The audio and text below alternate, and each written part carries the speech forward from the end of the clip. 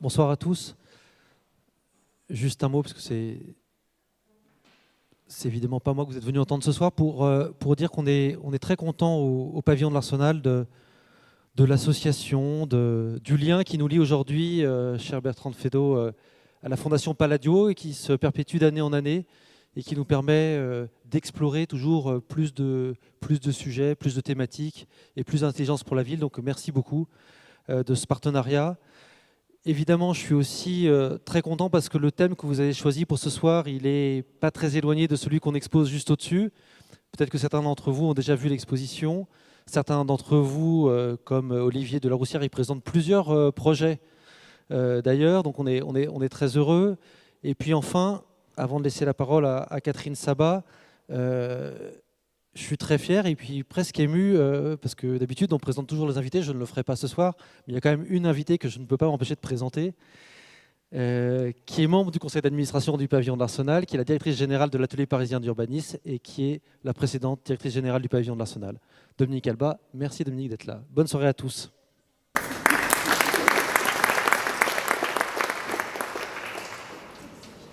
Bonsoir. Alors, merci à l'Arsenal, à nous, d'accueillir le débat de la Fondation Palladio de ce soir pour cette conférence que nous avons organisée avec Gilbert Aymon, notamment pour réunir ce panel d'invités prestigieux. Alors, ce soir, nous sommes réunis pour parler du Grand Paris face au défi de l'hébergement et de l'inclusion. Et l'actualité nous rattrape aujourd'hui. Le camp du millénaire à Paris a été évacué ce matin. 1000 personnes, je crois, ont été évacuées, relogées dans différents endroits. On aura peut-être l'occasion d'y revenir. Le Grand Paris, donc. Et si on parlait plutôt des gens? Parce que le titre de ce débat évoque l'institution, les principes, les intentions, mais pas les personnes. Et si on ne veut pas d'un débat lénifiant, il faut parler des gens. De ceux qui sont dans la rue d'abord, mais aussi de nous qui ne les voyons plus. De ceux qui sont dans les camps, mais aussi de ceux qui ne font rien pour les résorber. Et aussi des personnes qui s'en sortent et de tous ceux qui les aident à retrouver une vie ordinaire. Moi, je rajouterai donc à ce titre le Grand Paris au défi de l'hébergement et de l'inclusion des plus pauvres, des migrants, des sans-abri. Ce qui rendrait l'intitulé plus clair, parce que c'est bien de logement et de personnes qu'on va parler ce soir, et pas que de l'institution, et pas que d'administration, et pas que de décisions politiques, et d'un manque de logement, soit au bon endroit, soit au bon prix, soit en nombre suffisant. Le nombre des sans-abri a augmenté, d'après l'INSEE, de 50% entre 2001 et 2012 dans les villes de plus de 20 000 habitants. C'est difficile de les compter. Quand la ville de Paris a essayé, il n'y a pas très longtemps, elle a compté 2500 personnes qui dormaient dehors. 2500 personnes et non pas 50, comme l'avait dit un ministre juste avant. La figure du clochard a changé. Il est devenu travailleur pauvre. Celle du migrant aussi. De migrant économique dans une période où il y avait de l'emploi. Il est devenu réfugié de guerre ou réfugié climatique. Et le mouvement de ces migrations n'est pas prêt de s'arrêter. Et nous nous sommes habitués à les voir, à les côtoyer, tant qu'ils ne sont pas trop nombreux. Certains d'entre nous sont engagés. Certains donnent une pièce. Certains donnent de la nourriture, une couverture, du temps, des mots. Certains pensent que payer leurs impôts est une manière d'être solidaire, et ils n'ont pas tort. Mais la plupart d'entre nous comptent sur l'État, sur la ville, sur les associations pour leur trouver un toit. En France, personne ne meurt dans la rue. Personne ne meurt de faim, en tout cas c'est ce qu'on dit. Et l'idée qu'une institution sera toujours là pour l'éviter nous permet finalement de passer notre chemin et d'oublier assez rapidement notre mauvaise conscience. C'est faux. Nous ne sommes plus en hiver et nous ne sommes plus en 54, mais des gens meurent dans la rue, et en été aussi. 2 migrants sont morts il y a peu, noyés dans un canal à Paris, et peut-être qu'ils avaient traversé la mer dans des conditions terribles et plusieurs pays pour arriver là et se noyer dans un canal. Est-ce que nous, pays riches, organisés, n'aurions pas les moyens d'accueillir ceux qui arrivent, de secourir ceux qui sont déjà là et se retrouvent sans un toit? Poser ainsi la question est terriblement simple et elle appelle une réponse évidemment oui. Mais tout de suite arrive la suite de la phrase, le fameux appel d'air. Si Paris aide ses sans-abri, alors d'autres arriveront pour profiter de ces aides. Si la France aide ses réfugiés qui arrivent d'ailleurs, alors d'autres viendront habiter dans ces rues. L'État ne fait pas rien, et les collectivités non plus. Il existe 114 000 places d'hébergement dans la métropole du Grand Paris et leur nombre a considérablement augmenté au cours des dernières années. L'État continue de payer 30 000, 40 000 nuitées chaque jour dans des hôtels parce qu'il a le devoir de ne pas laisser les gens dehors. Et pourtant, à Paris, ils sont encore plusieurs milliers dans des camps qui défraient la chronique davantage parce qu'ils opposent la maire de Paris au ministre de l'Intérieur que pour les conditions terribles dans lesquelles les gens y vivent et parfois y meurent.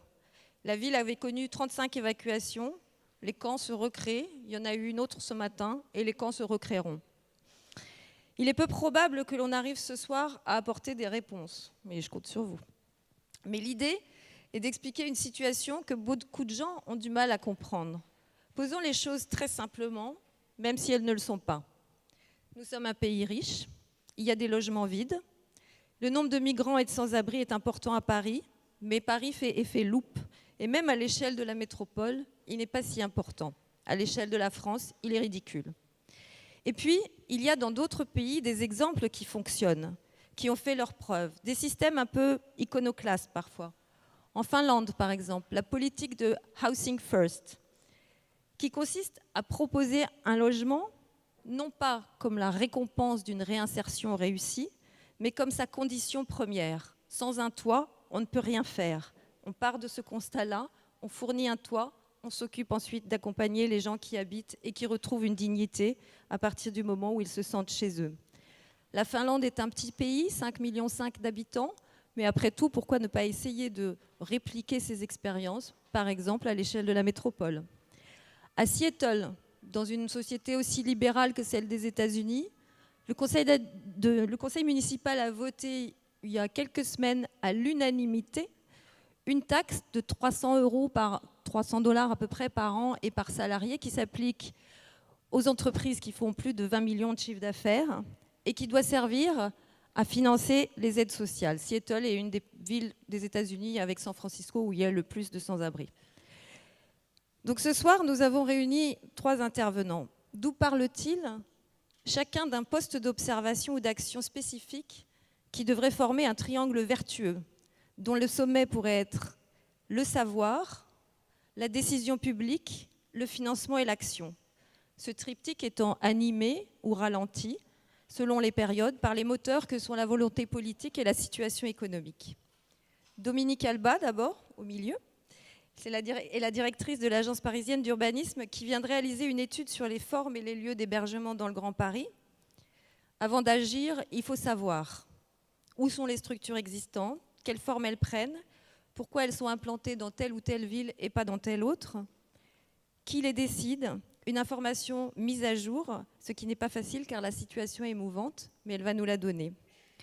Alain Régnier fut le préfet des Roms et aujourd'hui chargé d'une mission sur les migrants. Donc l'État, c'est vous, ce soir en tout cas, ici. Et vous nous direz, dans la mesure du possible, ce que l'État peut et veut faire. Aujourd'hui, quelles sont les politiques publiques mises en œuvre et quelle est la réalité de leur possible succès. Enfin, Alain Copé est président de Vinci Autoroute. Pierre Copé est président de Vinci Autoroute, mais aussi ce soir, ici, c'est le président d'Aurore, l'association Aurore. Et les questions que je vous poserai concernent les moyens dont vous disposez, la manière dont le secteur privé et l'industrie immobilière, qui est largement représentée ici, et qui a pour mission de construire des toits, souvent, pourrait en fournir davantage et autrement. Peut-être aurez-vous des demandes à leur formuler. Je passe la parole à Dominique qui va nous dresser donc ce diagnostic des structures d'hébergement dans le Grand Paris. Bonsoir à toutes et tous et merci de m'avoir conviée dans un exercice pas simple. Catherine a dressé un portrait donc difficile. Moi, je vais essayer de vous le rendre aimable, de telle sorte que vous puissiez vous en emparer. On va le dire comme ça. Alors, je dois passer les diapos. Déjà, il y a 50 ans, il y avait ce sujet. Donc je pense que ce n'est pas la peine de se dire qu'il n'y en aura plus. Il y en a toujours eu. Il y a 50 ans, ça nous posait moins de problèmes. On avait plus de 80 bidonvilles en région parisienne. Les plus grands, c'était 15 000 personnes. Ils se sont résorbés. Ils ont commencé à réapparaître dans les années 70, puis 90. Et puis les autres, à cette époque-là, c'est aussi 2 700 000 grands Parisiens qui quittent les taudis pour s'installer dans les villes nouvelles. Je pense que c'est important de le souligner. Jusqu'en 2001, Paris perdait des habitants. Depuis 2001, il n'en perd plus. Et les autres, enfin, dans ces périodes-là, c'est aussi ceux qui viennent habiter en France. On a le plein emploi et ça durera aussi jusqu'au choc pétrolier. Et puis, je pense que si on veut juste considérer les choses, dans 50 ans, ça risque d'être encore plus compliqué parce qu'on aura les migrants climatiques, par exemple, sans doute aussi toujours des migrants liés à la guerre, sans doute aussi des personnes qui n'ont peut-être pas de quoi se nourrir. Donc il faudra bien savoir apporter des réponses. Donc aujourd'hui, la situation. Donc la situation aujourd'hui, les étrangers, comme l'a dit Catherine, avec 1,5 migrant, si on peut compter comme ça, pour 1000 habitants, une densité moyenne de la France de 116 habitants au kilomètre carré, on se dit qu'on devrait y arriver quand même, parce que ça ne fait pas beaucoup. Enfin, on a de la place. Hein. Et puis par ailleurs, le Grand Paris a quand même aujourd'hui un solde migratoire négatif. C'est important. On a plus de départs que d'arrivées. Et on a une population vieillissante. Vous le connaissez, c'est le fameux cri des Bordelais qui a dit « les Parisiens ne venaient plus chez nous ». Et puis quand même quelques éléments que vous avez sur l'écran avec le confort de ceux qui sont déjà là, qui s'est considérablement accru. Donc les écarts en fait entre ceux qui ont et ceux qui n'ont pas sont de plus en plus violents. Je ne vais pas le détailler, mais comme ces PowerPoint sont toujours prévus pour être mis en ligne, vous aurez les éléments si ça vous intéresse. Peut-être juste un tout petit point sur la notion de pauvreté. 18% des métropolitains sont pauvres aujourd'hui. C'est 1 000 € de revenus pour un ménage. Hein, ça se calcule comme ça. Pauvreté monétaire, oui, absolument. Qui est aussi une forme de pauvreté quand même, importante. Oui, alors je ne vais pas vous faire... J'ai pas fait la présentation après les redistributions, etc. On a aussi ça à la pure, mais ça devient trop compliqué, puis vous le ferez très bien. Il y a 2 fois plus de pauvres en métropole qu'hors métropole. Voilà, mais surtout ici. Il y a 2 fois plus de pauvres en métropole qu'hors métropole. Donc, qu'est-ce qui se passe dans le constat d'aujourd'hui encore? On a l'importance des personnes sans logement propre. Donc, on a plus de 100 000 personnes qui sont domiciliées administrativement en 2015, et j'y reviendrai. Ça veut dire qu'elles bénéficient d'une boîte à lettres, une adresse à partir de laquelle elles peuvent développer un dossier, des papiers d'identité. On a 114 000 places d'hébergement et de logement adapté, qui est concentré dans 13 communes, 60% de l'offre dans 13 communes. Et puis, on a un volume de demandeurs prioritaires extrêmement important, qui fait que la pression sur le produit logement, si je puis dire, ne faiblit pas. Alors qu'aujourd'hui, on en construit énormément et que, logiquement, on devrait résorber peu à peu les besoins, mais ça ne se passe pas comme ça.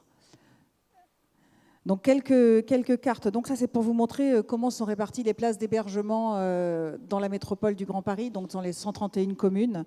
Donc, vous voyez que c'est ce qu'on appelle les communes. Donc, plus c'est foncé en vert, plus il y a des places d'hébergement, et moins c'est foncé, moins il y a de places d'hébergement. Et surtout, vous avez le ratio. Pourquoi je vous le cite? Parce que ce ratio est un des ratios retenus pour le plan métropolitain de l'habitat et de l'hébergement comme étant un ratio de base sur lequel l'ensemble des communes de la métropole pourraient se mettre d'accord pour faire augmenter le seuil de leur capacité d'accueil. Donc là, une deuxième carte, il n'y en aura pas beaucoup, hein, je vous rassure, qui, elle, montre comment on est par rapport à une moyenne, ceux qui ont plus et ceux qui ont moins. Donc tous ceux qui sont rouges et roses ont plus, ceux qui sont jaunes, c'est égalité, et tous ceux qui sont verts sont inférieurs à la moyenne. Donc c'est pas, comme on peut le voir, c'est pas tellement est-ouest, même si ça l'est quand même. Vous voyez qu'il y a des endroits où il y a des capacités d'accueil relativement importantes, en particulier dans la commune de Gennevilliers, la commune de Nanterre, la commune d'Argenteuil. Et tout cela est très, très précisément documenté. Donc là, vous avez un tableau qui montre par territoire la répartition des places. C'est intéressant de regarder ce que ça veut dire d'avoir une place pour accueillir quelqu'un qui n'a pas de domicile. Vous avez des places d'hébergement pérennes. Vous avez des places en hôtel, mais vous avez aussi des places en logement adapté, des places en pension de famille, des places en intermédiation locative. C'est par exemple le bail loué solidaire à Paris qui vous permet de mettre votre logement à disposition dans un cadre accompagné. Et puis, donc l'ensemble de toutes ces places. Donc pour Paris, aujourd'hui, c'est plus de 37 000 places. Pour la métropole, c'est 114 000. Et la région Île-de-France, au total, c'est 167 000. Donc vous avez, juste après Paris, Pleine Commune, qui est à 12 000. Enfin, vous avez tous les chiffres.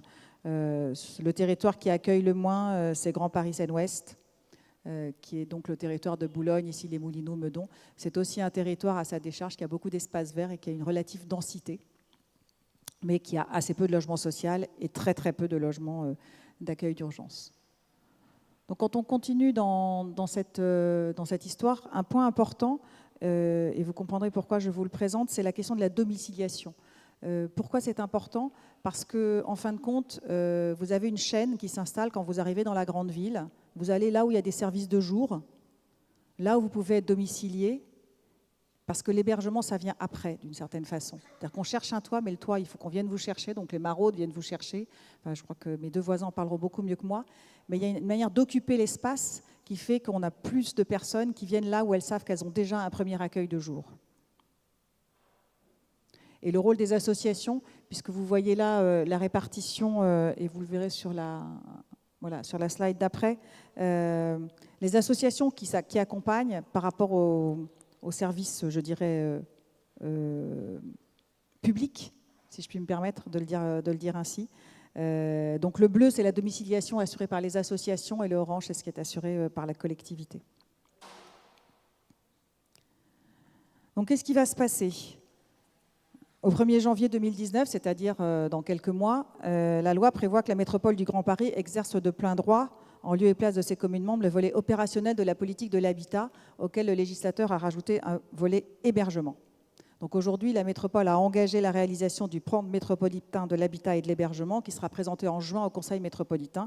Et l'accompagnement de la métropole est assuré par l'atelier parisien d'urbanisme. Donc nous sommes aux premières loges sur ce document. Et dans ce PMHH, il y a évidemment une programmation possible pluriannuelle concernant l'hébergement d'urgence. Et une des préconisations ou une des propositions, si je puis dire, et je vais avancer, ça doit être là. Attendez, pardon, je me perds, parce que c'est tellement compliqué la politique du logement. Aujourd'hui, on a dans la métropole du Grand Paris une moyenne de 16 places pour 1000 habitants, alors que la loi prévoit une place pour 1000 habitants. Et la moyenne régionale, elle, est de 12 places pour 1000 habitants. Donc, ce sont les données de base avec lesquelles on essaie de construire une stratégie qui pourrait être acceptée par l'ensemble des parties prenantes et en premier lieu les maires de chacune des communes. Et pour vous donner une idée du travail, on connaît donc le détail par commune et on a donc un tableau aujourd'hui qui est discuté dans les instances métropolitaines avec certaines communes qui ont à faire plus et d'autres qui auraient des logements en moins, des places en moins. Et donc là, ça ferait une offre qui se compléterait avec 12 000, 15 000 places qui arriveraient. Mais faut-il encore les fabriquer? Ça veut dire que déjà on accepte de les accueillir et ensuite faut-il encore que des gens les réalisent, les financent et ensuite accompagnent les personnes qui sont à l'intérieur des dispositifs. Donc ce système vertueux trouve vite une limite et je pense que mon voisin en parlera très vite. La complexité, vous la connaissez, vous êtes des professionnels de l'immobilier, vous savez à quel point la politique du logement est incompréhensible pour le Pékin moyen, je dirais. Donc là, je vous ai quand même listé un peu tous ceux qui travaillent sur ces sujets-là, tous ceux qui sont d'une certaine façon légitimes, hein, et assez légitimes. Vous avez les initiatives, avec des guides, des documents partagés. Vous avez aussi aujourd'hui des nouvelles structures. Donc, on a Aurore, il y a Emmaüs, mais il y a aussi des dispositifs loués solidaires. Il y a l'association Singa, il y a le réseau Le Carillon. Donc, on a une pléthore d'acteurs qui, petit à petit, je dirais, enrichissent les capacités de réponse. Après, on va voir comment on peut les organiser, mais ça, ce sera le travail de mes voisins. Et donc, on a ce fameux document cadre, donc le PMHH, donc plan métropolitain de l'habitat et de l'hébergement, qui lui va soutenir la création de places dans toutes les communes dont le ratio est inférieur à 12 places et demie pour 1000 habitants. Donc se mettre au niveau du ratio régional, réduire ainsi progressivement le recours à l'hôtel et mettre en œuvre, peut-être pas le zéro SDF, mais en tout cas ce que tu disais Catherine, le logement d'abord, le logement en premier. Et donc, ça, c'est le dispositif, c'est la maïeutique. Et puis, en même temps, il y a des choses qui se font. Donc, c'est ce qui s'engage dans les villes aujourd'hui. Il y a beaucoup de choses qui se font, des réalisations qui, peu à peu, en accueillant les plus fragiles, peut-être finissent par enrichir le paysage urbain. Et si vous regardez un peu l'histoire des villes, pour ceux d'entre vous que ça intéresse, si vous vous souvenez qu'à Paris, en 1900, avant la Première Guerre mondiale, il y avait 3 millions d'habitants et que la ceinture verte n'existait pas, que les cités-jardins n'existaient pas, vous pouvez imaginer aussi des architectures ou des dispositifs qui ont produit des choses qui sont devenues du patrimoine qu'on n'a pas du tout envie de voir disparaître aujourd'hui. Et c'est un peu sur ça que je voudrais terminer rapidement en vous montrant quelques exemples de choses que vous connaissez en partie, peut-être pas toutes. Donc le site des Grands Voisins, évidemment, hommage à mon voisin qui vous en parlera. Le site des Grands Voisins, c'est d'abord un site d'hébergement d'urgence. C'est d'abord plus de 600 lits. C'est aussi de l'accompagnement. C'est même jusqu'à une monnaie locale avec des capacités d'échange entre ceux qui viennent au café et puis ceux qui résident. Bon, c'est pas toujours facile à faire, mais en tout cas, c'était l'idée et l'ambition, et je crois que c'est important de le souligner. Et puis, ça a créé un lieu dans un quartier. Donc voilà un peu ce qui reste et ce qui part. Donc, ce qui est jaune, le dessin est un dessin de Yes We Camp. Ça va être un endroit où peut-être pour une fois dans Paris, on va avoir un mélange entre du patrimoine conservé, des choses nouvelles, des choses surélevées. On va avoir une espèce de, je dirais, un écosystème très propre, et on peut considérer que l'urgence, dans ce cas-là, elle a sans doute largement contribué à l'émergence de cet écosystème. Donc, on a des locaux boutiques, on y trouve des start-up, on y fabrique des choses, on les vend. On est évidemment avec le jardin potager, parce que autrement, ça ne fonctionne plus dans la ville, comme vous le savez aujourd'hui. C'est presque le label. Je ne sais pas si c'est dans ce sens-là. Alors, il y en a d'autres. Celui-là, vous le connaissez aussi parce qu'il a eu les honneurs de la presse. C'est le centre d'hébergement de l'allée des Fortifications avec l'architecte Guillaume Hanoun. Donc c'est... Oui, je sais, il y a aussi R, on le sait, pardon. Cyril Hanap. Voilà. Mais c'est l'association Aurore, toujours, qui est là. Mais il y en a aussi pour Emmaüs, j'en ai bien un peu. Voilà.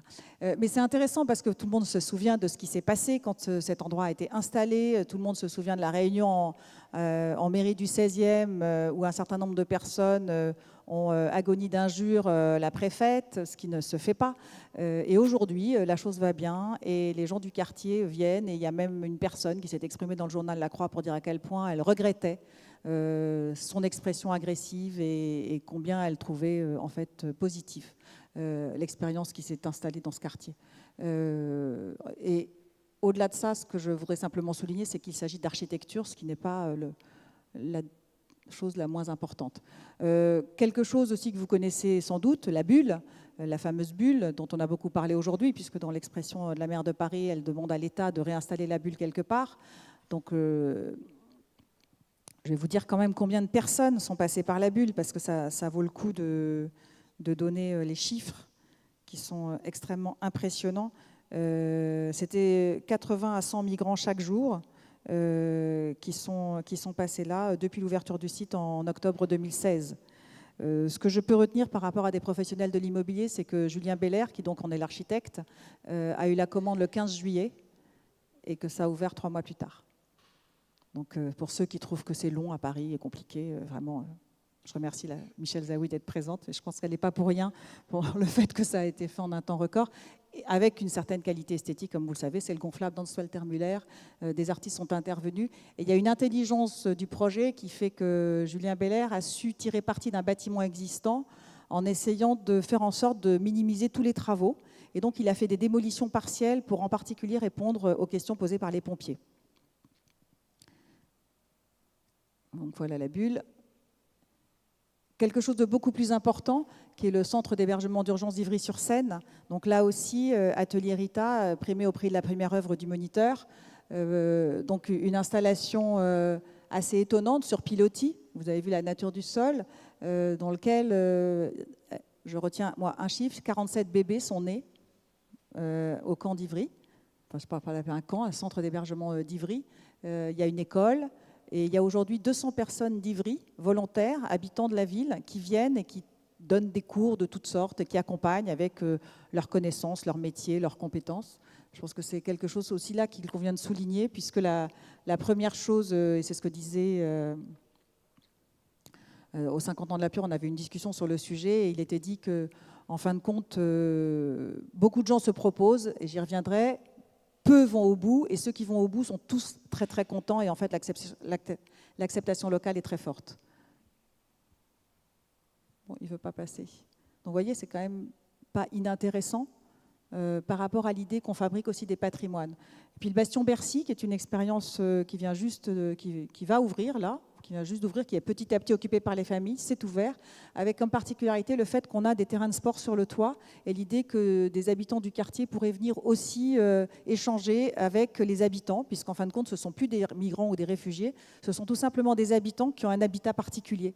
Et c'est ça que toutes ces choses en fait finissent par construire comme image, c'est qu'on sort de cette question de l'hébergement ou du bâtiment un peu apocalyptique, l'hôtel Ibis totalement dégradé et inaccessible, pour arriver en fin de compte dans des espaces dans lesquels il peut se passer beaucoup de choses. Vous en avez aussi dans le centre de Paris, puisque ça c'est le centre Montesquieu qui est géré par Emmaüs, qui a ouvert aussi il y a très peu de temps, et qui est à côté du ministère de la Culture. Voilà. Et puis, je vous ai mis aussi à Montreuil, le centre Papillon, qui a été créé par les architectes de l'urgence et qui a eu le premier prix de Bâti Actu. Donc ça, je sais que vous lisiez tous Bâti Actu. Donc ça, c'est formidable. 4 choses pour terminer. Excuse-moi, ça va aller vite. 4 choses que l'on peut retenir. Par rapport à où est-ce qu'on le fait. Il y a un système, c'est ce que je vous disais, l'accueil de jour, la domiciliation, l'accueil de nuit. Voilà, c'est une chaîne comme ça. On arrive pour l'accueil de jour, on reste dans un endroit. Nous, toutes les cartes que nous avons faites, tous les suivis qu'on fait depuis 10 ans à Paris sur ce sujet-là, tous les endroits où les gens dorment dans la rue sont à côté de services de jour.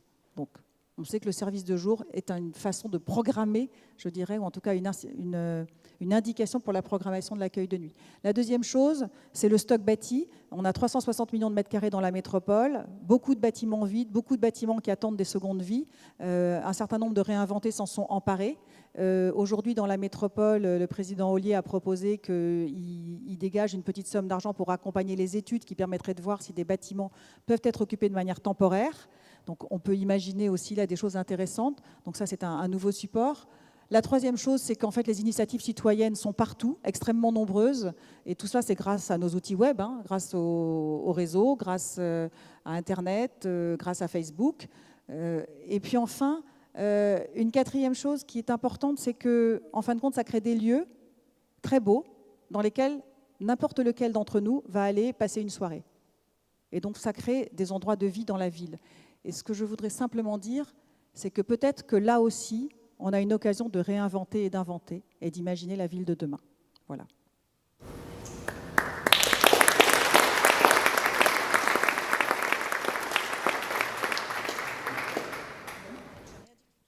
Merci Dominique d'avoir montré des belles choses et des résultats très positifs. Voilà, sinon on va tous pleurer avant la fin de la conférence. Mais néanmoins, Alain Régnier, on vient de voir la situation géographique, donc comment sont réparties les structures, un peu de quelle nature elles sont. C'est l'État qui est compétent en matière d'hébergement, mais il installe, en tout cas les structures d'hébergement s'installent sur des terrains communaux la plupart du temps. Donc comment s'articule ce passage de l'un à l'autre? Et finalement, le texte qui est prévu en 2019 a-t-il la moindre possibilité de créer quelque chose? Est-ce que le Grand Paris de l'hébergement a une existence ou pas? Bien, bonsoir à tous. Tout d'abord, sur la question de l'hébergement, c'est au titre de la compétence de la lutte contre l'exclusion que l'État a cette compétence sur l'hébergement. Ce n'est pas en soi une compétence hébergement. Cette compétence hébergement et la participation, la compétence de l'État est une spécificité française par rapport à l'ensemble de l'environnement européen où toutes ces politiques sont totalement décentralisées. Historiquement, dans notre pays, l'État a toujours eu une fonction de protection. et qu'elle soit en termes de sécurité publique, mais en termes de cohésion et de mise à l'abri des personnes les plus fragiles.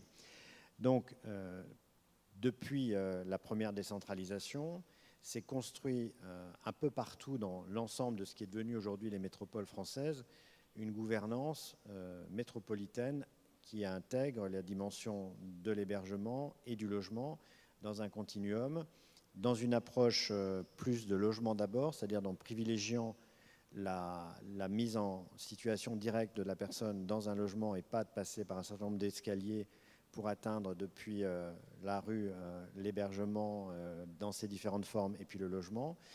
Et il fallait bien constater en tant qu'acteur public et ayant donc circulé dans l'ensemble du territoire national que notre grande ville, notre capitale, souffrait, à la différence de l'ensemble des autres métropoles, d'un retard de gouvernance qui était préjudiciable et qui est encore préjudiciable jusqu'au 1er janvier 2019 à une véritable politique de métropole sur, je dirais, comment intelligemment traiter ce sujet. Donc, la répartition qui existe aujourd'hui est le fruit de la somme de politiques communales qui ne fait pas une politique métropolitaine. Et qui est cette politique très localiste, elle est aussi marquée par, on critique souvent, on dit c'est la faute du maire ou c'est le maire qui n'est pas bâtisseur, etc. Moi, je défends souvent aussi de dire le maire, c'est le reflet, c'est le miroir de notre société. Le maire, il est élu, donc cette élection lui donne une légitimité, une légalité démocratique. Et par conséquent, il met en œuvre la politique que la plupart des habitants souhaitent. Et cette politique, c'est, pour nous qui sommes inclus dans cette salle, c'est de choisir son parcours résidentiel et d'aller vers l'endroit où on a envie de vivre. Et une fois qu'on y est, on a beaucoup de réticences les uns et les autres à accepter d'autres nouveaux entrants. C'est un peu ce que je constate dans nombreuses réunions publiques où, comme ma collègue qui s'est fait insulter lors de cette réunion dans le 16e arrondissement, où j'ai été très souvent prise à partie dès lors qu'il s'agissait d'ouvrir un centre d'accueil pour toxicomanes, un centre d'hébergement et aussi du logement. Jusqu'aux logements sociaux d'ailleurs. Oui, du logement social. Oui, oui. Bon.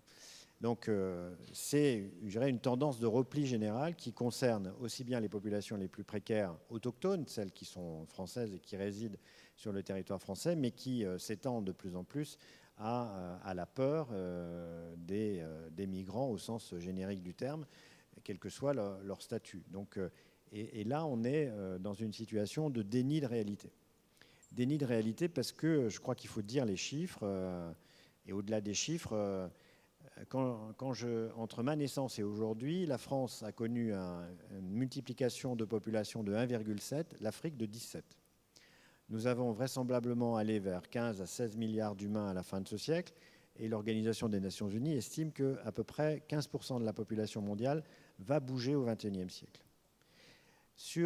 Depuis 2000, si on est plus récent, depuis 2000, les différentes estimations font qu'il y a 150 millions ou 180 millions d'êtres humains qui ont bougé sur cette planète.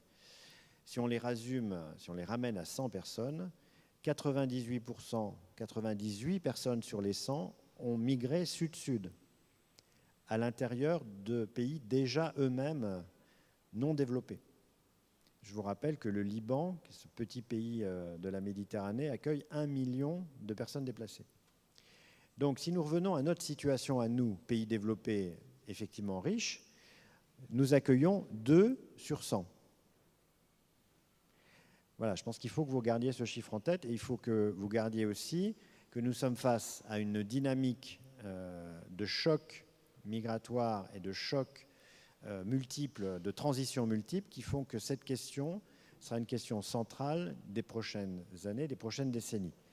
Qu'est-ce que nous voulons? Est-ce que nous voulons une ville inclusive ou est-ce que nous voulons une ville fermée? Et là, on pourrait, me donnerait peut-être l'occasion de dire aussi des éléments sur ce qu'est la frontière et ce qui est aussi l'acte de souveraineté et la régulation des flux sur une métropole, sur une ville, parce que les villes ont quand même été, avant la création des États, les premiers lieux de l'humanité. Et ces villes ont été pensées comme lieu d'accueil et de refuge, soit comme lieu de fermeture. Donc, cette tension aujourd'hui en Île-de-France, qui concentre 40% des problématiques de mal logement, alors ça n'a pas été dit, mais je suis aussi en tant que citoyen comme le président Copé, président d'une petite association francilienne qui a 1200 bénévoles et 1200 logements, qui s'appelle Solidarité Nouvelle pour le logement. Donc, je construis aussi, avec ce réseau associatif, de la ville durable en faisant des opérations de diffus, parce que je crois que la réponse par rapport à ce qui est posé en termes de répartition territoriale, c'est aujourd'hui, vous avez beaucoup de difficultés à convaincre un maire de faire des grosses opérations, des opérations d'une certaine taille. Dès lors que vous venez proposer une ville où vous allez offrir des réponses de 1, 2, 3, 4 logements, vous allez détendre très vite votre discussion avec la collectivité et avec les habitants. Voilà, je vais m'arrêter là déjà sur cette première réponse. Sur le texte de 2019 qui fait passer la compétence aux collectivités, enfin à la métropole. Moi, je suis très favorable à ça depuis de nombreuses années. Avec Jean-Louis Borloo, un peu provocateur comme vous le connaissez, comme nous le connaissons tous. Il avait même, quand il était ministre, proposé que l'État reprenne la main pendant 5 ans sur l'Île-de-France pour remettre un peu d'ordre dans tout ça. Donc évidemment, cette solution provocante ou provocatrice était sans doute excessive, mais il y a quand même, par exemple, sur un cas concret des mineurs isolés. J'ai été directeur de cabinet de Dominique Versini quand elle était secrétaire d'État en 2003. J'ai mis 1 an et demi pour réunir les 8 présidents de conseils généraux à l'époque pour essayer. Cette réunion n'a débouché sur rien. Mais j'ai mis 1 an et demi pour les mettre autour de la table, pour essayer de construire une réponse partagée. Donc, tout ce qui va être dans la mise en œuvre d'une politique métropolitaine intelligente sur ces sujets-là est crucial, parce que comme vous l'avez rappelé, on a à peu près 40% de sans-abri en plus par rapport au début des années 2000. On a une évolution de la précarité, des formes de précarité qui rendent la question du logement abordable, centrale dans notre agglomération. Vous ne l'avez pas évoqué, il y a la question de la fluidité. Si on prend le parc social, par exemple, si on retrouvait le turnover d'il y a une quinzaine d'années, on aurait quasiment le double d'attributions annuelles sur l'Île-de-France. Donc par rapport aux 60 000 DALO en attente, si vous doublez la fluidité, si vous retrouvez un taux de fluidité, vous avez de meilleures réponses. Donc ce que je veux dire, c'est qu'il faut effectivement espérer la production d'une intelligence collective, qu'une fois qu'on aura créé et que la compétence sera dévolue au 1er janvier 2019, au-delà de... vous avez fait, les uns et les autres, l'État local a fait un énorme travail de mise à plat de cette répartition francilienne et métropolitaine. Mais si on n'a pas une volonté de répondre à cette question, et je terminerai vraiment par là, c'est mon intime conviction de citoyen et de haut fonctionnaire depuis près de 30 ans sur ces sujets-là, ce n'est pas l'argent qui manque dans ce pays, c'est la volonté de faire. Et si on ne répond l'hébergement, si on ne voit que l'hébergement, moi je peux vous dire qu'on peut créer autant de dizaines de milliers de places d'hébergement que l'on veut. C'est totalement élastique, enfin, c'est sans fin. La vraie question, c'est est-ce qu'on veut produire du logement et offrir du logement abordable à tout le monde? C'est ça la vraie question, parce qu'un logement, c'est 4 mesures d'accompagnement.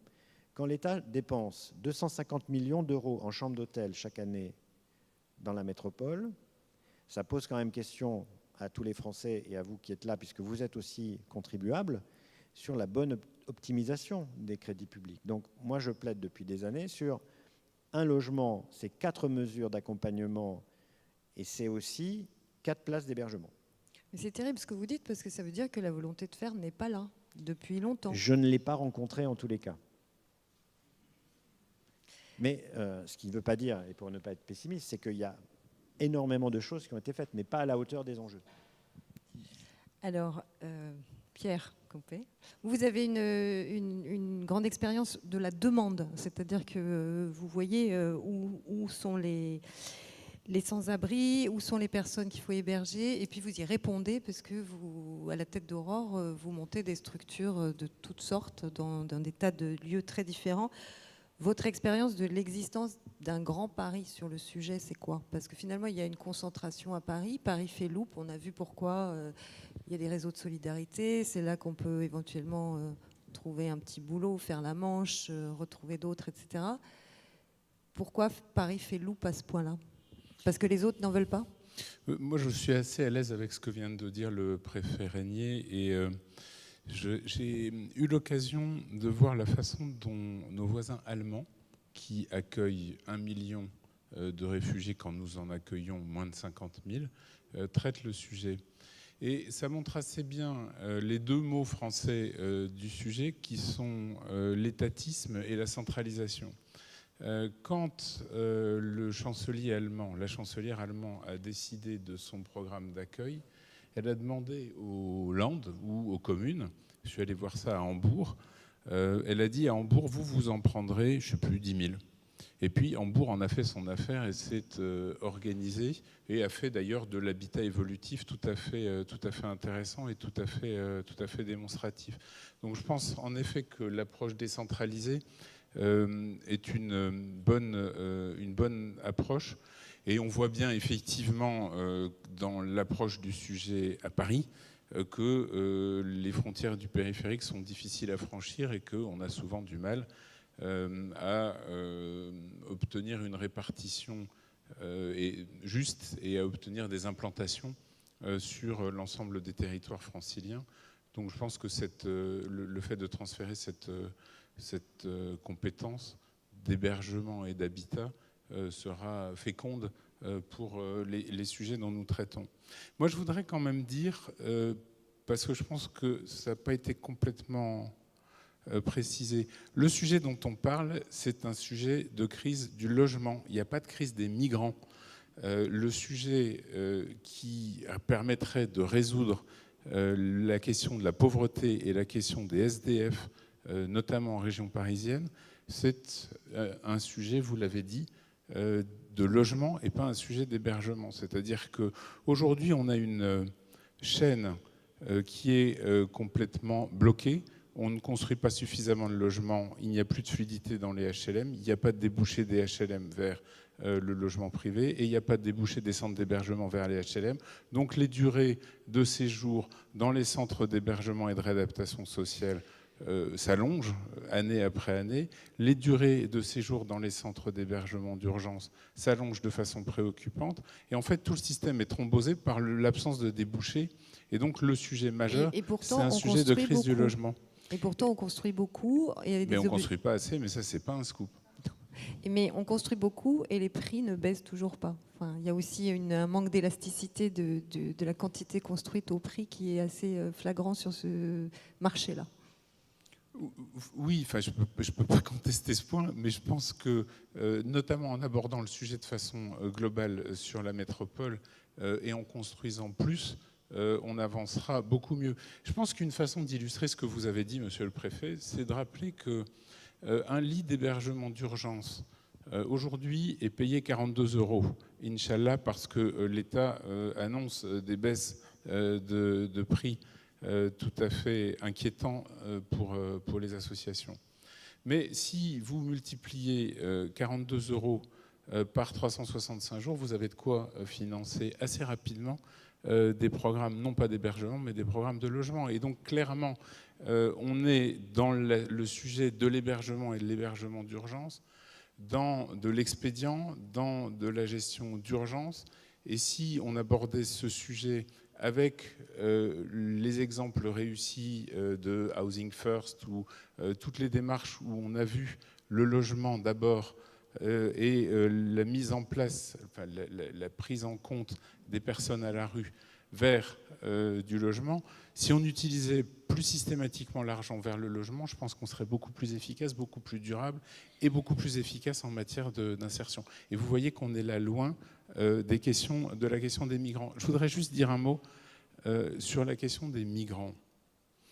Le sujet dont on parle, c'est d'abord une question de crise du logement, c'est d'abord une question de pauvreté, et c'est seulement ensuite une question de migrants. Et la question des migrants, c'est un problème administratif de traitement des demandes d'asile, ça n'est pas un problème d'invasion migratoire. C'est-à-dire que le sujet est complètement hystérisé dans le débat politique, et c'est dommage. Le sujet dont on parle et le problème qui bloque les centres d'hébergement, ce sont les Dublinés. Et les Dublinés, ce sont des gens dont les dossiers, chacun ici le sait, dont les dossiers ont été traités dans d'autres pays de la communauté européenne, qui ont été refusés, à qui on a refusé l'asile dans d'autres pays de la communauté européenne, et qui devraient normalement, si on applique la loi républicaine, être reconduits dans leur pays en application des accords de Dublin et de la réglementation européenne. Et donc si on avait simplement la capacité d'améliorer l'application républicaine par l'administration de la loi, on réglerait grandement les sujets et on pourrait accueillir les ressortissants qui relèvent du droit d'asile de manière beaucoup plus efficace. Donc je pense que c'est vraiment important de ne pas analyser la question du logement et de l'hébergement d'urgence en région parisienne comme une seule question d'accueil des migrants. C'est une question de crise du logement et c'est une question de développement de la pauvreté en région parisienne. Ce n'est pas forcément la seule question des migrants, mais ils sont là, ils sont pauvres et ils n'ont pas de toit. Et donc, il n'est pas question de parler d'invasion, mais enfin, c'est quand même un constat. Il y a clairement une urgence à traiter ces questions, mais je dis qu'il y a aujourd'hui 40 000 Dublinés dans les centres d'hébergement et que le sujet pour l'État est d'abord... 40 000, on est bien d'accord, monsieur le préfet. Le sujet est d'abord une question de gestion administrative de leur statut avant d'être un problème de thrombose des centres d'hébergement. Je crois que c'est important de le dire. Vous l'avez dit et j'y insiste, les crédits développés par l'État, mais on ne va pas se mettre à front renversé, donc après j'arrête, en matière d'hébergement d'urgence ont augmenté de 50% depuis 3 ans. Et donc je crois, et nous avons, nous, associations, déployé des efforts considérables. Nous n'y arriverons que si, enfin nous n'arriverons à sortir de cette phase que s'il y a des débouchés vers le logement et si on construit plus de logements. Alors justement, parlons de la crise du logement ou le fait de construire plus de logements, parce que vous êtes tous d'accord là-dessus. C'est un sujet qui est récurrent depuis des années. C'est un sujet dont on n'a pas trouvé la solution parce qu'on construit mais pas assez, pas au bon endroit, pas au bon prix, comme je disais tout à l'heure. Qu'est-ce qu'il faut faire pour régler cette question-là ou pour l'améliorer, améliorer la fluidité du parcours résidentiel, augmenter le nombre de logements sociaux, baisser les prix du logement, débloquer du foncier public, etc., en oubliant la schizophrénie de l'État et des villes qui sont régulièrement enclins à mettre leur terrain aux enchères parce que d'un côté, ils disent qu'ils vont débloquer des terrains pour les logements et de l'autre, ils ont besoin de vendre les bijoux de famille, si on peut dire. Je crois que... La question s'adresse...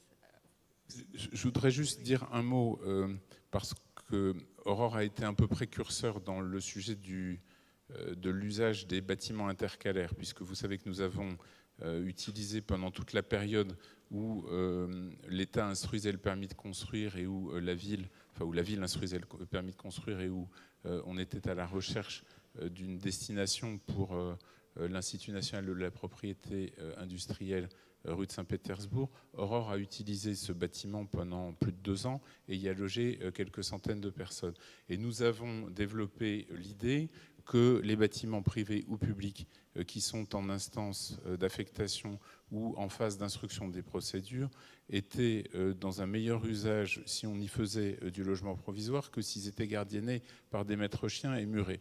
Et nous C'est tellement vrai que le pavillon français à la Biennale de Venise présente des expériences de ce type et c'est un pavillon qui est soutenu par l'État, c'est un pavillon qui représente la France et c'est la politique d'urbanisme qui est mise en avant par les architectes, l'équipe d'architectes encore heureux. Pardon. Et on en est très fiers.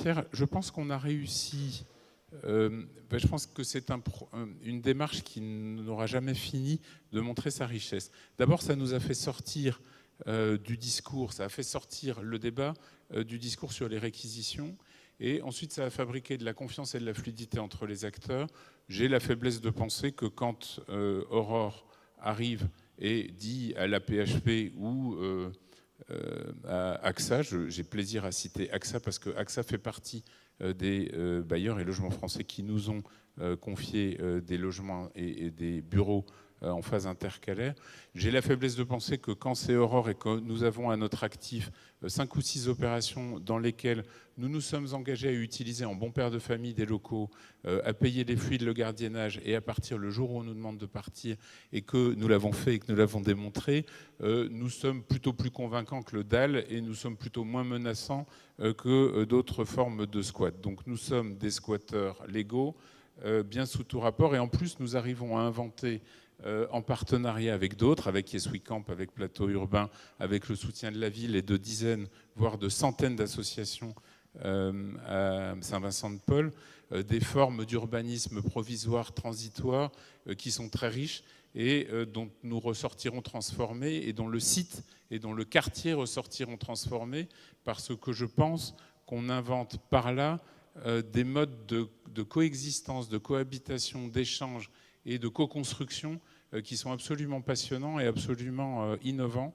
Et il y a là, je crois, une piste considérable. Et on est très très loin et du discours de la réquisition, qu'on n'entend plus depuis 5 ans maintenant, et on est également très loin du délire de l'inauguration du centre du 16e arrondissement, qui s'appelle le centre Romain Gary, qui a été une caricature dans la presse, qui a été une caricature dans la réunion qui a eu lieu à Dauphine, mais qui a été un succès absolu dans l'accueil du centre par les riverains, par le quartier, par le voisinage, avec des partenariats, des échanges. Et aujourd'hui, je pense que les habitants du 16e seraient hyper malheureux si on s'en allait à la fin de l'autorisation provisoire dont nous profitons. Combien de lieux avez-vous occupés et puis ensuite laissés? C'est-à-dire combien d'expériences On a déjà 5 ou 6 endroits qu'on a quittés. Encore une fois, et c'est beaucoup des hôpitaux, puisqu'il y a aujourd'hui un gros parc d'hôpitaux ou de cliniques obsolètes qui sont réaffectés à de nouvelles destinations. Et donc nous avons utilisé beaucoup, et nous continuons à utiliser beaucoup d'hôpitaux, mais il y a aussi des exemples privés, et puis il y a l'exemple de l'INPI en plein 8e arrondissement qui s'est passé, je crois, de façon tout à fait convaincante. Donc il y a à la fois ces projets intercalaires, et puis il y a le modulaire. Moi j'insiste sur le modulaire parce que je pense que le modulaire aujourd'hui permet de construire pas cher, de construire adaptable, de construire de la bonne qualité et de faire des choses qui ne sont pas irréversibles mais qui peuvent être durables. Et je pense que c'est une façon aussi de concevoir de l'urbanisme évolutif que d'accepter le modulaire. Et je vous engage à aller visiter le bastion Bercy qui est fait sur un terrain délaissé depuis de longues années et qui est, je crois, assez exemplaire sur le plan architecturale et qui devrait donner lieu à là aussi une expérience d'urbanisme et d'occupation de l'espace urbain tout à fait intéressante. Alors Agnès, sur le logement et sur... est-ce qu'il faut passer par cette forme d'urbanisme transitoire pour finalement convaincre les maires peut-être que l'arrivée chez eux de nouvelles populations peut ne pas être catastrophique? Alors peut-être revenir sur la volonté politique. Je voulais citer tout à l'heure un cas très concret, c'est la visite de Jacques Chaban-Delmas en 1971 dans les bidonvilles de Nanterre qui a déclenché la politique de résorption de l'habitat insalubre, ce qu'on a appelé la RHI, et la lutte contre l'habitat indigne. Donc il y a vraiment la nécessité d'avoir à un moment donné un décideur public qui dise on y va, et on le fait. Sur la mobilisation des formes, l'article 101 de la loi de 2008 donc, a organisé une expérimentation pour l'utilisation des locaux vacants. Donc il y a une société qui s'est mise sur le marché, qui a eu du mal à démarrer, qui continue. Voilà, je ne citerai pas, mais donc il y a sans aucun doute beaucoup alors il y a eu des réticences au départ, beaucoup de réticences. De la part de qui? Moi, j'ai essayé de présenter au moins le dispositif, parce que moi, je travaillais à ce moment-là, j'étais délégué interministériel sur l'hébergement et l'accès au logement. Donc, je suis allé voir les grandes entreprises françaises. Et là, j'ai pas eu un écho très compréhensif sur... pourtant, je leur disais, ce qui était dit, ça fait des économies sur 2 ans, vous allez payer du gardiennage, il y a une partie qui peut être utilisée, ça peut être gagnant pour tout le monde. mais il a fallu un certain temps pour acclimater l'ensemble des acteurs à l'optimisation patrimoniale aussi des opérateurs économiques. Dès que c'est un peu nouveau, c'est un peu difficile. Notre pays n'est pas un peu rétif à changer de ses habitudes. J'ai lancé en 2008, après la ville de Paris, ça a été rappelé, Louer Solidaire, l'État a lancé Solibail. Je me rappelle d'une première réunion avec mes collègues préfets d'Île-de-France. On me regardait avec des grands yeux. Bon, ouais, ça va pas, cette histoire, ça marchera pas. Bon, Vous pouvez rappeler juste en deux mots ce que c'est? C'est capté sur le parc privé et inciter des propriétaires privés à louer donc, à des opérateurs financés par l'État de manière à loger des gens qui sont essentiellement dans chambre d'hôtel. C'était le projet parisien au départ. Et puis l'État l'a repris.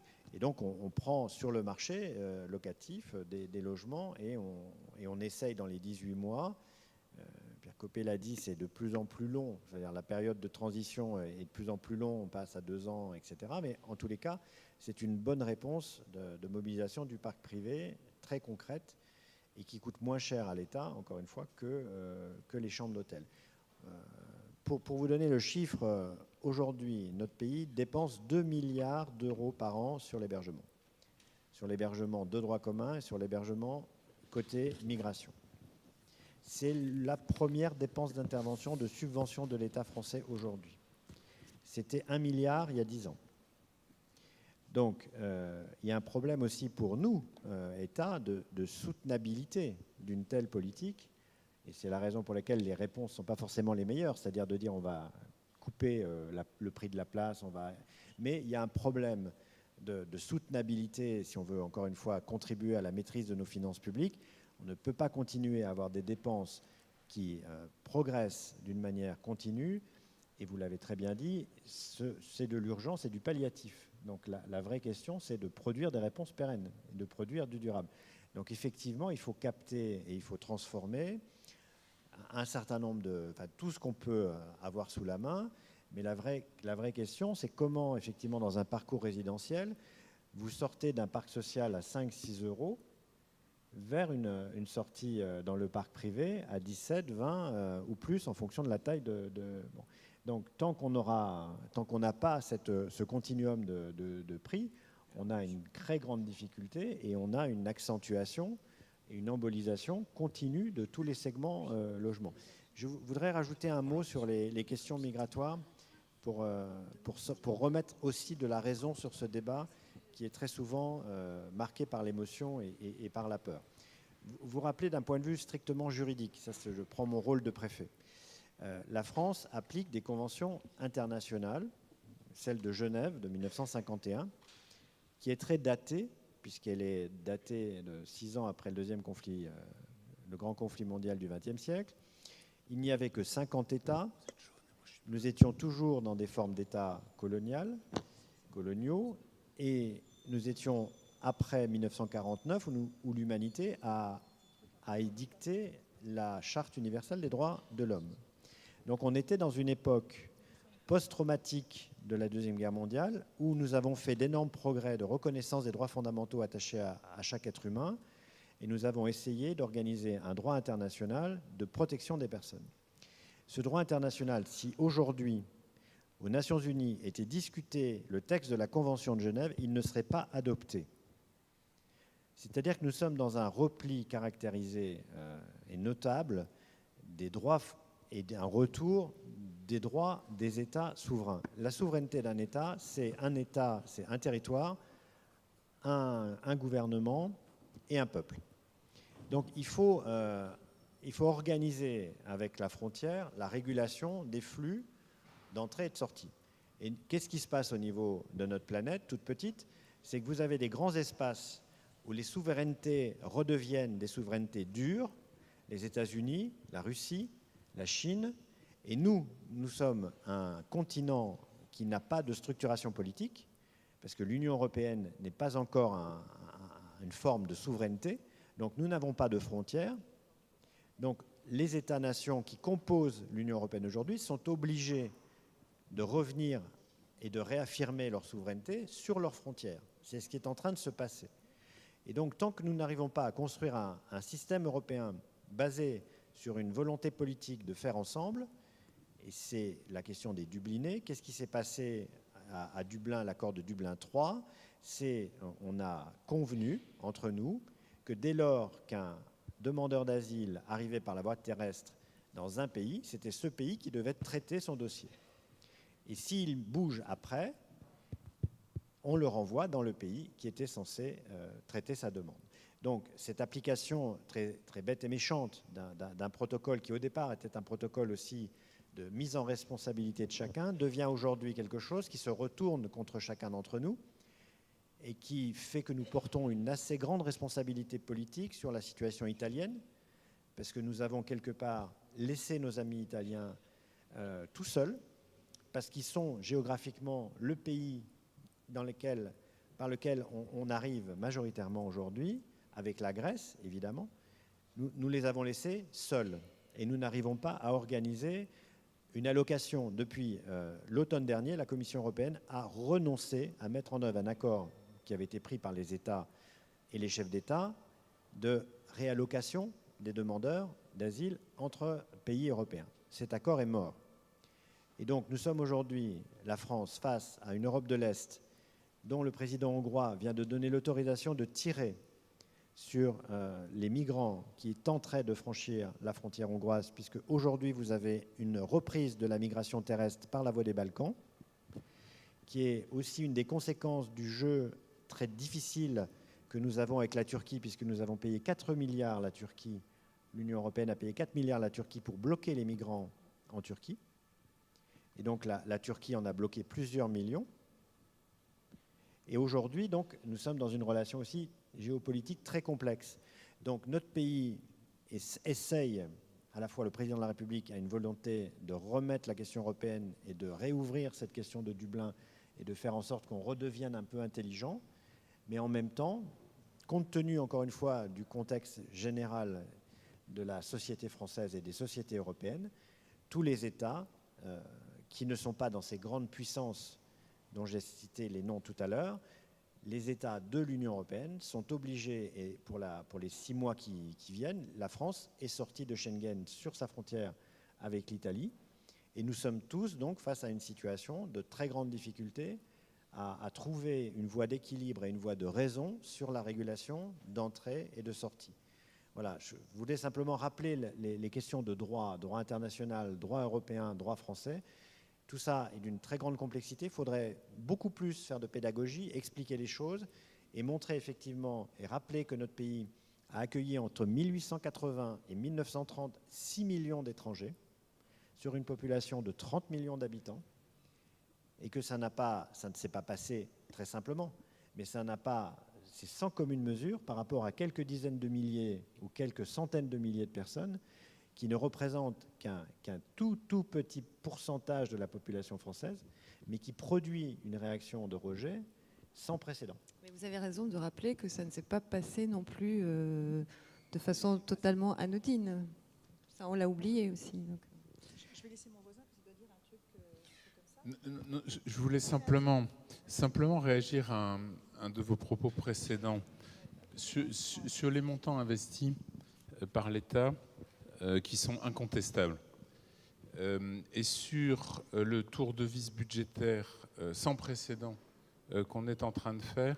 Moi, je voudrais dire aux représentants de l'État que vous êtes que nous gagnerions à nous traiter et à nous considérer en partenaires. Imaginez juste que vous nous demandiez, à nous autres, acteurs du logement et de l'hébergement, de fonctionner de manière plus durable, moins dans l'urgence, plus partenariale, avec l'idée de déboucher vers le logement. C'est-à-dire que si, au lieu de nous serrer la vis, en nous mettant dans une situation totalement impossible, c'est-à-dire que gérer aujourd'hui un centre d'hébergement d'urgence à 42 € la nuitée, en apprenant que demain ce sera 25, c'est juste impossible. Et ça va juste nous conduire à faire n'importe quoi, ou en tout cas à nous trouver dans un corner et à faire du travail qui socialement ne peut pas être de bonne qualité.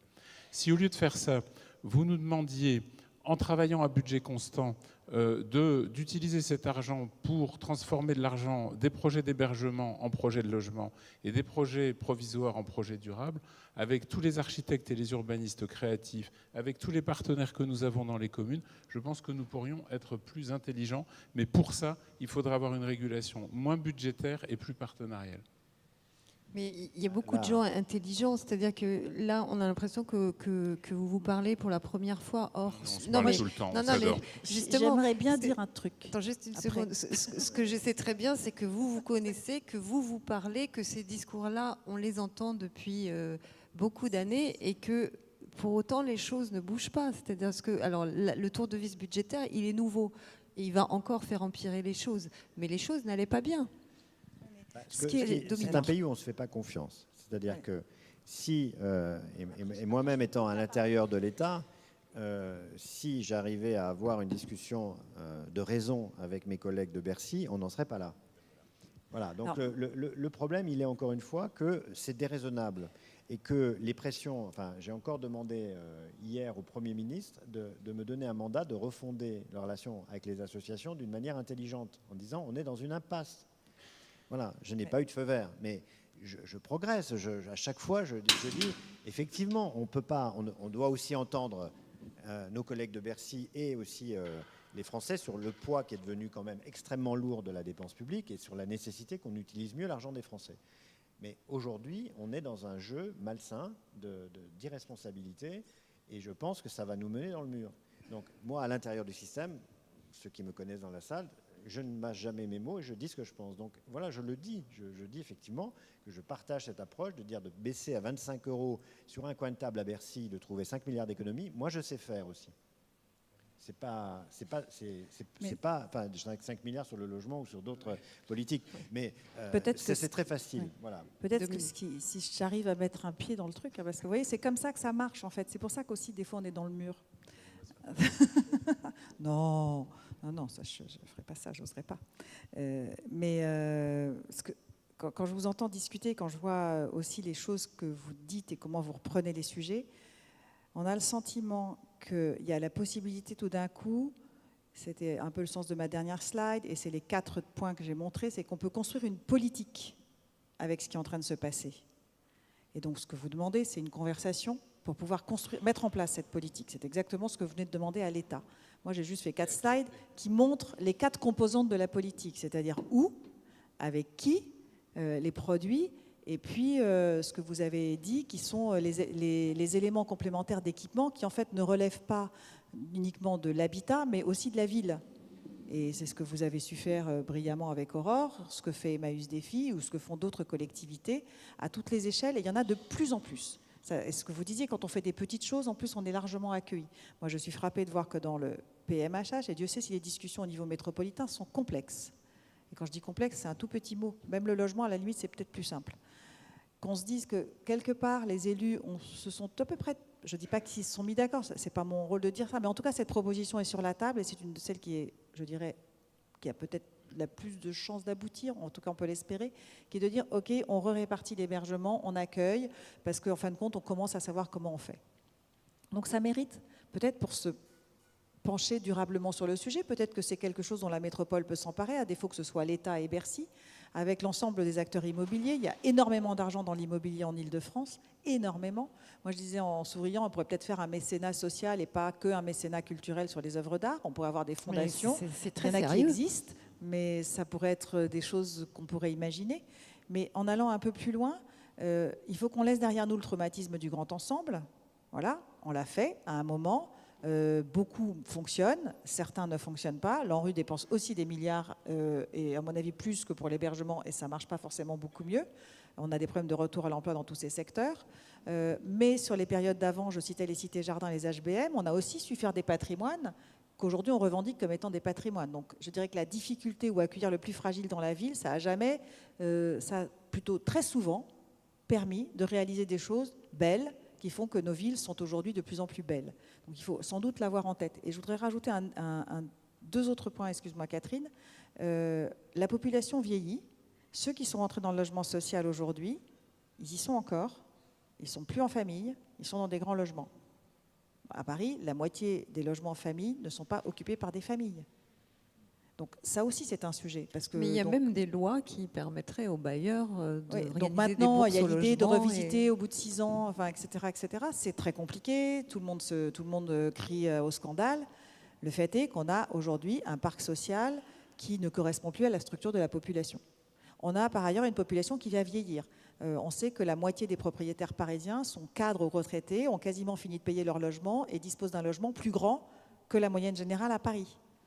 Donc, non mais voilà, c'est des choses qu'il faut aussi considérer. Je veux dire, on dit le logement. Oui, on a aujourd'hui augmenté le parc de logement de 31%, la population a augmenté de 6%.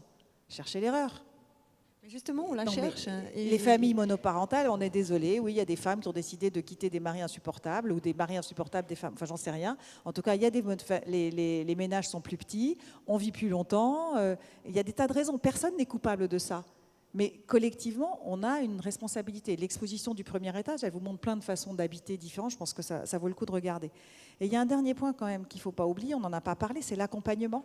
Je veux dire, la difficulté, et je m'en fiche que les gens soient migrants, SDF, à la rue, etc.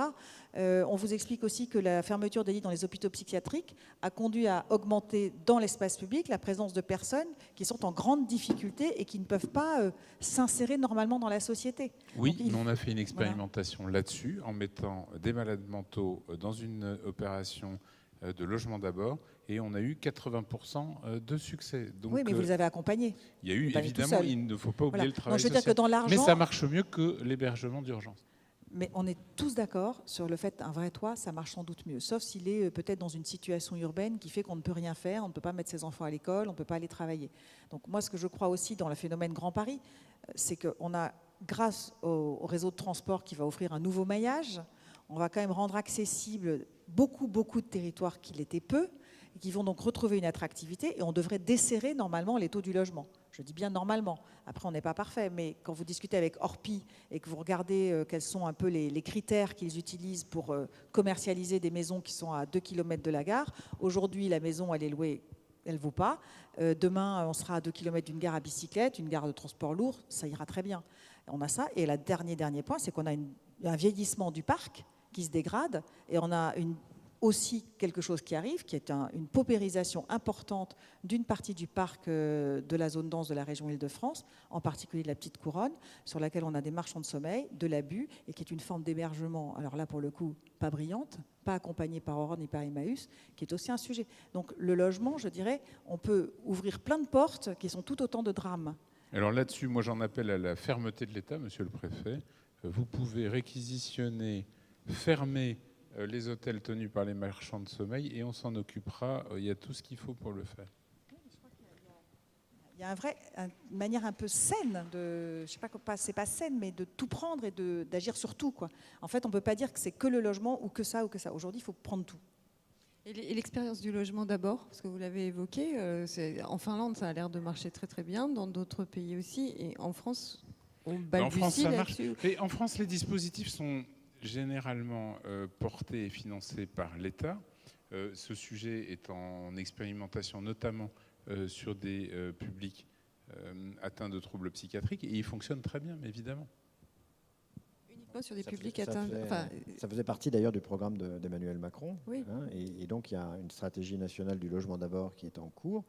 Il y a eu des appels à candidature. Il y a 25 territoires qui vont avoir un financement de l'État dès cet automne pour mettre en œuvre une stratégie territoriale du logement d'abord. Donc il y a cette volonté de s'engager résolument dans cette voie qui avait été lancée par Benoît Paru en 2010. Et donc je pense qu'il y a de quoi faire, mais encore une fois, à condition que... Je pense qu'il faut sortir aussi de l'incantation, il faut construire. Il faut déjà avoir une bonne appréciation de l'optimisation de l'existant, de la fluidité des parcours, parce que la situation que l'on vit, elle est aussi un défaut d'anticipation quand même. Je pense que nous avons, et je parle pour l'État en tous les cas, nous n'avons pas su véritablement anticiper le vieillissement, les déstructurations familiales, les familles monoparentales, les familles recomposées, etc. Enfin, on n'a pas vu il y a 20 ans ou 30 ans les évolutions de société qui allaient arriver. Donc aujourd'hui, on a un parc qui correspond à un fonctionnement social qui n'est plus celui d'aujourd'hui. et notamment avec, encore une fois, des centres-villes aussi, où il y a beaucoup de personnes qui vivent seules aussi. Et donc, voilà, il y a des tensions sociales, et il y a besoin, à mon avis, j'ai participé au schéma troisième âge senior de la ville de Paris. La ville a créé un think tank et on y a travaillé pendant 1 an et demi. Et je pense qu'on a coproduit en pluridisciplinaire et en interrogeant la ville de Paris, à interroger les personnes concernées, les seniors dans les arrondissements, des débats. Et c'est comme ça qu'on va construire de bonnes réponses. C'est pas nous qui sommes, encore une fois, il faut aussi interroger les usagers, la demande sociale, c'est quoi, et de construire des réponses qui soient les plus adaptées et qui respectent le plus le choix des personnes. Pourquoi on a parfois 20 ou 30% de ménages à qui l'État va proposer un logement en DALO qui refusent? Parce que comme aujourd'hui, il y a quasiment si vous allez dans un endroit où vous n'avez pas forcément envie d'aller, si vous y alliez en sachant que dans 2 ou 3 ans, vous pourriez bouger, ou 5 ans, vous diriez, bon ben voilà, c'est une étape de ma vie, j'y vais. Là, mais dès lors que la personne qui se dit j'accepte d'aller là, elle y est pour des décennies, sachant encore une fois que si on est sur les demandes de grands logements, il faut peut-être en durée moyenne, peut-être 15 ans pour avoir un F5 en Ile-de-France sur le logement social. Donc, c'est avant de dire il faut construire des temps, c'est déjà de faire le point sur l'existant, sur sa amélioration aussi énergétique, enfin sur la vacance, sur la structure de la vacance. Et après, on détermine quel est le niveau de construction ou d'offres nouvelles qu'il faut produire. Donc, ça devrait faire partie d'une politique du logement, vous voulez dire? Oui, mais là-dessus, comme j'ai conseillé pas mal de ministres, je n'ai jamais été entendu, mais c'est que je ne devais pas être très bon, je pense. Alors, juste pour conclure, avant de passer la parole à la salle, s'il y a des questions ou des remarques, finalement, aucun obstacle juridique ne vient freiner tout ce que vous avez dit, tous les possibles que vous avez évoqués. On est d'accord, il ne s'agit que de volonté politique qui n'est pas là à l'échelle de l'État, à l'échelle des communes. Vous voulez dire un mot chacun là-dessus? Moi, je pense que l'état d'esprit, je pense qu'on a moins besoin de loi que d'une volonté partenariale. Enfin, on dit la même chose. Une approche qui soit moins budgétaire, moins drivée par l'urgence médiatique de « attention, on risque d'avoir des morts parce qu'il fait froid l'hiver », et on risque d'avoir des troubles politiques parce qu'on a un campement, mais qui soit drivé par une volonté de gérer les sujets sur la durée, qui fasse confiance aux acteurs, État, collectivités locales et associations, qui contractualisent de manière à donner un peu de visibilité aux acteurs et notamment aux associations pour leur permettre d'investir, de se projeter et d'être intelligents au lieu de passer leur temps à gérer des bouts de ficelle parce qu'on leur a coupé les vivres budgétairement. Je crois que c'est ça les solutions et que moi je voudrais quand même dire, et ça a été très bien présenté par vous, les moyens qui sont déployés aujourd'hui sont très variés, très nombreux et très convaincant. Enfin, ce qu'on fait en matière d'hébergement, des opérations comme celle de Saint-Vincent-de-Paul ou ce qu'on fait en matière de modulaire me paraît extrêmement prometteur. Il y a 1000 expériences qui sont convaincantes. Je crois simplement que si on inscrit les acteurs dans une dynamique de responsabilité et de partenariat, on pourra faire beaucoup, beaucoup mieux. Oui. Pas besoin de loi. Non, sans doute moins besoin de normes et plus de pragmatisme. C'est toujours ce qu'on dit. Je ne disais pas qu'il y avait besoin de loi. Je disais que tous les textes étaient là. Et justement, il n'y en a pas besoin puisque tout est là. Donc, Oui, mais le cloisonnement et la complexité du jeu d'acteurs, parce que je n'ai pas montré comment étaient organisés les jeux d'acteurs sur chacun des sites. Mais ça fait un peu peur quand même. C'est quand même très courageux. Je veux dire, ce que fait Plateau Urbain sur le site de Saint-Vincent-de-Paul, il y a quand même de la médiation pour arriver à faire en sorte que les systèmes tournent. Mais c'est vrai qu'ils ont juste choisi de se parler. Mais beaucoup de sujets en ville aujourd'hui sont comme ça. C'est l'art de la conversation. Hein. C'est pas très très compliqué. C'est assez français d'ailleurs, il paraît. Mais si vous me permettez, je voudrais juste ajouter un point, un petit hommage personnel, une spéciale dédicace. La seule mairie de région parisienne qui nous est virée, c'est Saint-Maur, et son maire a été battu. Après m'avoir expliqué que plus j'expliquerais dans le Canard enchaîné maire, qu'il nous rejetait, plus il gagnerait de voix, il a été battu. Et en général, les élus qui nous accueillent s'en portent bien parce que je pense à la fois que nous savons faire le travail d'intégration et de gestion des parties prenantes et que les personnes que nous hébergeons ne demandent pas mieux que de s'intégrer. En tout cas, il ne faut pas oublier que la métropole du Grand Paris, son point de départ, c'était la question du logement, que le législateur a adossé l'hébergement à la question du logement. Aujourd'hui, comme les chiffres sont plutôt positifs sur le logement, on est en train de l'oublier. Et du coup, tout le monde dit, bon, ben moi, ça va, ça tourne, donc il n'y a plus besoin, il n'y a plus besoin. Peut-être que c'est là aussi où à la fois les associations et puis l'État pourraient donner une couleur particulière et je dirais peut-être trouver aussi une façon de mettre en œuvre cette métropole, peut-être pas sur le logement tel qu'il l'avait imaginé au départ, mais sur une chaîne vertueuse qui fait que le stock bâti pourrait aller de l'hébergement au logement, etc., etc. Il y a sans doute là quelque chose à raconter politiquement et techniquement, puisque les associations, c'est aussi des outils quand même techniques, qui pourraient peut-être aider dans le débat politique qui ne va pas manquer de s'ouvrir à partir du mois de juin sur la présentation du PMHH. Oui, sur l'inflation de normes, on est confronté, comme les autres pays, à cette même difficulté. D'ailleurs, Jean-Marc Sauvé, qui vient de quitter le Conseil d'État, parlait de diarrhée législative et réglementaire. Donc, 80 000 pages de texte par an. Donc, inutile de vous dire qu'aucun préfet et personne dans la salle ne sait quel est le droit positif actuel. Je prends l'exemple de la loi Duflot, 571 pages, 147 décrets d'application. Donc, elle n'était même pas sèche, l'encre, qu'un nouveau texte était déjà en cours. Et donc, effectivement, je pense que pour le jeu d'acteurs, il faut arrêter des stop and go, il faut mettre des règles du jeu qui soient pour un certain temps et qu'on ne revienne pas en permanence dessus. Et puis, je vais vous proposer une idée concrète que, là aussi, j'essaye depuis 10 ans de promouvoir. C'est la suivante, puisque je promeus le diffus. Il y a à peu près 300 000 transactions sur le marché en Île-de-France. J'ai proposé à différents gouvernements la solution suivante, la proposition suivante. Je dis, vous faites acheter par les collectivités, notamment celles qui sont carencées en termes de logements sociaux.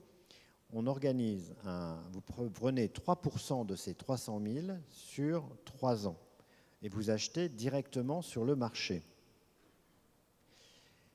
Parce que ce qu'on n'a pas dit, c'est quand on fait du nouveau logement et du nouveau logement social, entre le moment où on a le financement et le moment où le ménage tourne la clé pour rentrer, voilà. Donc moi, j'ai encore une fois très pragmatiquement dit, la question c'est de répondre aujourd'hui, c'est pas d'attendre encore une fois des années.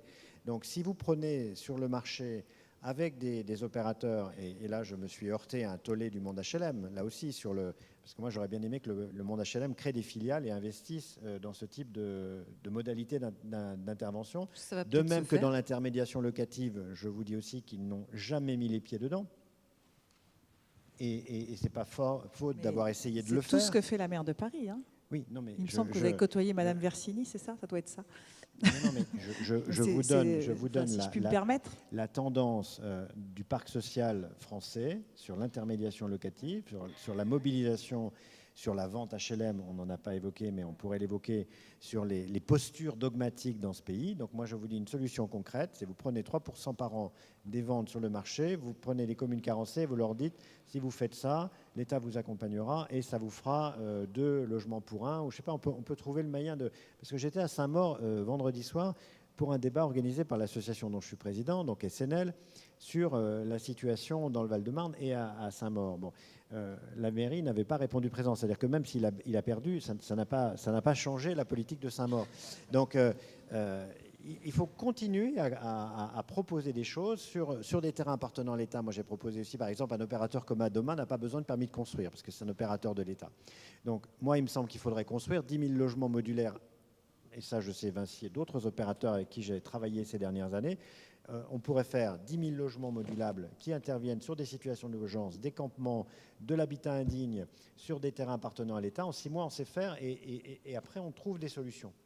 Je n'ai jamais eu de réponse positive à ça. Donc, si vous pouvez m'aider, si vous pouvez soutenir ce type de démarche et en parler à qui vous rencontrez de temps en temps des décideurs, dire voilà, il y a possibilité de créer du logement tampon en Île-de-France, du logement modulaire qui va répondre aux situations d'urgence et qu'on va pouvoir offrir aux ménages. Alors, moi, je vous réponds puisque vous m'interpellez. D'abord, on l'a fait avec la ville de Paris et c'est vrai que je me dois, en tant que président d'Aurore, de rendre hommage à la politique de la maire de Paris. Voilà, c'est fait, merci. Nous l'avons proposé également à Saint-Denis. Et c'est vrai que toutes les villes de la métropole qui offrent aujourd'hui du foncier disponible pourraient envisager l'implantation de constructions modulaires qui régleraient très rapidement. Comme ce matin, on n'aurait pas besoin à chaque fois de se... Mais ce que j'ai montré milite pour ça. Hein. Moi, je ne veux pas, il faut que la salle s'exprime, mais c'est pourquoi j'ai choisi de vous montrer de l'architecture, parce que je me suis dit qu'il fallait incarner. On a parlé des gens, mais autrement montrer des choses belles, reconnues par le milieu, puisque lauréate de prix. Et aujourd'hui, je crois que ça a changé le regard sur le modulaire, quelque chose qui était impossible à penser il y a 5 ans. Je pense qu'aujourd'hui, on peut peut-être arriver à faire ce que vous venez de dire. Le président de la région Île-de-France, il y a quelques années, m'avait dit « Vous voulez faire du sous-logement pour des sous-citoyens ». Donc voilà, les architectes voilà aussi les disent postures ça, hein. françaises. Donc c'est avec ça que les gens restent dehors. Hein. Merci beaucoup. Écoutez, vous avez émis des pistes, émis des propositions. Peut-être qu'il y aura des réponses dans la salle. Est-ce que je vais vous piquer votre micro pour le passer à la salle, si jamais il y a des questions? Cyril Hanap de l'association Actécité, on travaille sur ces questions-là. C'était très intéressant ce que disait M. Coppet sur le fait de regarder comment ça se passe dans d'autres pays, en Allemagne. Et on voulait aussi, je voulais aussi nous inviter tous collectivement aussi regarder en France d'outre-mer avec les lois Letchimy par exemple, qui s'intéressent aux occupants sans droit ni titre, sur l'amélioration du logement aux occupants sans droit ni titre. Actuellement, là, on travaille à Mayotte sur l'amélioration du logement, entre guillemets, par le bas. Et il y a des pistes qui existent dans la législation française pour agir différemment sur le logement et qui ouvrent des champs, comme d'ailleurs, enfin ça a été suffisamment dit, mais c'est vrai que ce qui est intéressant, et ça n'a pas été dit par exemple dans le 16e, c'était d'occuper de la voie publique. Le temporaire permettait d'occuper de la voie publique, c'était sur une route, et comme ça on sortait de logique classique, quoi. L'autre chose, c'est qu'il faut rappeler qu'il y a ce fameux article R421.5 du Code de l'urbanisme qui est passé juste, c'était un héritage de l'ancien gouvernement qui est passé le 8 mai 2017, qui retire toute... Il n'y a aucune obligation au niveau du Code de l'urbanisme quand il s'agit de construction temporaire pour l'hébergement de migrants dans l'attente de... Voilà. Tout ça pour dire qu'il y a des pistes qui existent dans notre législation à nous aussi. Mais je crois que le débat a bien montré que des tas de pistes existent et le problème n'est pas la question d'avoir des idées ni même de pouvoir les appliquer juridiquement. Non, mais là, aujourd'hui, oui. Enfin, beaucoup, en tout cas. Aujourd'hui, on a une réalité de ces pistes qui est positive. C'est-à-dire ce que renvoie le Bois de Boulogne, ce que renvoie Saint-Vincent-de-Paul, ce que renvoie Ivry, et d'autres endroits dans la métropole, il y en a plein. Ça renvoie quelque chose de positif. Et ça veut bien c'est ce qu'on attendait. Ça veut bien dire qu'à un moment, quelqu'un s'en est emparé, a eu la volonté de pousser ses projets jusqu'au bout, jusqu'à ce qu'ils réussissent, qu'ils font la preuve qu'ils réussissent et qu'ils peuvent, a priori, être productibles. Je pense que le Bois de Boulogne, la maire de Paris. Moi, je pense que c'est de l'intelligence collective. C'est-à-dire, je pense qu'il y a quand même eu beaucoup, on est quelques-uns à s'être insurgés des quantités d'argent déversées sur des hôteliers pas toujours très délicats par le SAMU social et l'hébergement d'urgence. Et on est quelques-uns à s'être dit que si tout cet argent qui était donné à des marchands de sommeil, à des tarifs qui étaient excessifs, était fléché sur des foncières ou sur des projets portés par des associations, on ferait de manière durable des investissements qui permettraient de baisser le coût de la nuitée. Et c'est aussi comme ça qu'on est arrivé à des projets comme celui-là. Et c'est pour ça que j'insiste sur le partenariat et la co-construction des solutions que nous avons à inventer. Aujourd'hui, vous avez de plus en plus d'opérateurs immobiliers qui vous répondent OK quand vous avez besoin d'occuper des immeubles de manière transitoire? Parce qu'il y en a plein, là. Oui, enfin, ils ne se bousculent pas. Enfin, disons que Oui, enfin, je pense qu'on a créé un volant durable de plusieurs milliers de lits d'hébergement grâce à ça, et ça tourne, c'est-à-dire qu'on a déjà fermé la moitié de Saint-Vincent-de-Paul, on devrait demain récupérer, merci l'État et la ville de Paris, la caserne Excellence pour reprendre la dernière partie. Ça tourne parce qu'il y a du foncier public qui tourne, et on a insuffisamment de possibilités dans des logements, enfin, dans des bâtiments privés ou dans des bâtiments de bureaux. Et je pense qu'on n'est pas au bout de ce qu'on peut faire pour utiliser tout le vacant dans des conditions intelligentes. Donc là-dessus, c'est vrai que votre appel au peuple est bienvenu. Je pourrais vous donner ma carte à la sortie, mais il y a de nombreux représentants d'Aurore dans l'association, dans la salle, pardon. Oui, voilà. Un stand au CIMI ou au MIPIM. Pas d'autres questions, remarques? Je voudrais juste, pour lever un doute ou éviter un malentendu, dire que nous n'avons pas d'argent. Les associations en général, mais nous en particulier, n'avons que les budgets que nous attribuent nos financeurs.